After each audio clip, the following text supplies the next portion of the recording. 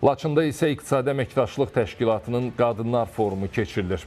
Tədbir Azərbaycan Prezidenti İlham Əliyevin təşəbbüsü ilə ilk dəfə İqtisadi Əməkdaşlıq Təşkilatı həftəsi çərçivəsində baş tutur. Forumun əsas məqsədi qadınların insan inkişafının bütün sahələrində imkanlarının artırılması üçün İqtisadi Əməkdaşlıq Təşkilatı ölkələr arasında sektorlar arası əməkdaşlığı təşviq etmək, eləcə də İqtisadi Əməkdaşlıq Təşkilatı regionu boyunca dayanıqlı, inklüziv və davamlı cəmiyyətlərin formalaşdırılmasında qadınların rolunu vurğulamaq və gücləndirməkdir.